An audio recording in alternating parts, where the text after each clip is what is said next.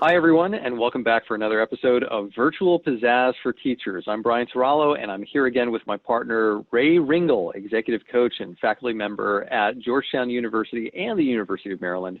And today, we are going to be talking about tools for engagement, specifically how to use Zoom's chat feature to keep people engaged. So, Rae, what do you have for us today? So the first thing that I like to do typically with adults is I have people say their name and where they're from. So it's Rae from Washington, D.C., or what's up from Alexandria, or hola from Chicago, right? But we're dealing with the classroom right now and kids who are relatively from the same area. So it might be, it's Natalie from Shepherd Park, or it might be, it's Susan from Kent Mill, right? So you could do that. But I think a more appropriate thing right now to do in this moment is for everyone to say some sort of greeting and what room of their house they're in, right? So, hey, from the kitchen table, or hi, everyone, from my bedroom, or what's up, classroom, from the pantry, because there's no other space for me in the house, right? So that's something that could be a reality for students right now. You could also write in chat the question of what's your mood? What's your current mood? What would you like it to be? Okay, so maybe their current mood is tired or exhausted, and their mood that they would want it to be is energized. So this is a really good way to immediately take the temperature of your classroom. If you're seeing that all the kids, for some reason, all the students are feeling tired or exhausted or low energy, that might be time for a pivot for them to get up and do something physical, or you might want to flip your curriculum and immediately do something engaging before going into lecture mode. You could also just type in the question in chat or name, what's your learning goal for this session? I want to learn more about fractions. I want to learn about the War of 1812. I want to learn how to conjugate French verbs, right? So get a sense of what people's goals are for the room and what students really want to be focusing on. You could ask a question in chat, what's a question you would like to have answered? So maybe it's a carryover from the previous day or previous week where there's something that they're still not getting, and you get a sense of, are you seeing a lot of energy around a particular question that you immediately have to address before going further? And then certainly, depending on the time of the week, why not start Monday morning with everyone write in chat, best part of your weekend, or highlight from your weekend, or if it's a Friday morning or a Friday afternoon, what are you most looking forward to in your weekend? This allows full participation in chat, and you still get to manage the time, because if you had taken everyone off mute to answer those questions, that could run anywhere between 5 and 20 minutes. Another idea for chat is to use a Likert scale. So that is when you're using a scale from, let's say, 1 to 10, and you lay out the parameters of what 1 represents and what 10 represents. So 1 to 10, how much are you enjoying long division? 1, not so much. 10, I absolutely love it, right?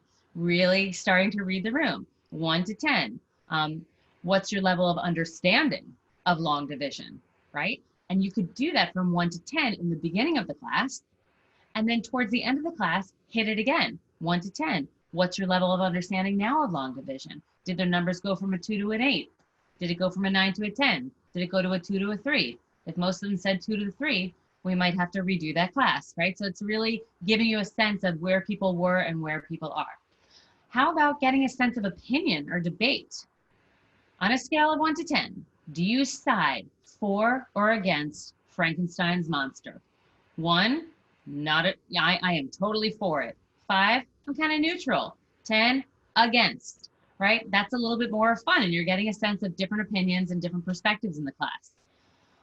And if you want to also, we're talking about content and questions, but what around how people are feeling about their current environment? So I am loving doing school from home, right? Is a 1. Get me back into the classroom is a 10. Really get a sense of where people are. And maybe if you're seeing that there's a big pull in the class for people who want to go back to school, and we're not going to do that right now, might that be a place to open up discussion or do something creative or go into a breakout to then talk about what are some things we can do to make it better or to make it more enjoyable or more engaging. Finally, the last quick tip about getting people into the room is thinking about the rename button. So when you are in your box, in Mural, your small box, you can see on the upper right-hand corner, there's a box that says mute, and then there's a box with 3 white dots on it. If you click on the dot, on the 3 white dots, you'll see a function that says rename. So I could erase my name, I have Rae there, and I could write right there my preferred pronouns, she, her, hers. I could write the nickname that I prefer, Rayster, right? I could write my current mood, which might be grateful. And then we get a sense of where everyone's mood is. All the questions that we ask on chat, you can do on rename. And the other thing that I love to use this for is for breakout groups. So if in real time you want to put your classrooms into breakout groups and you want them to be able to pick what room they're in, if you have 18 to 24 people just saying, I want this room or I want this room, or trying to write it on a shared screen or a Google Doc, it can be a little bit messy. What I like to do instead is to project on the screen, these are the 5 available breakout rooms with each topic, right? Or with each activity. I want everyone right now to go into your rename function, and I want you to write the room you want to be in. So I just wrote Rae 1. Then what I do is I give everyone a 5-minute break.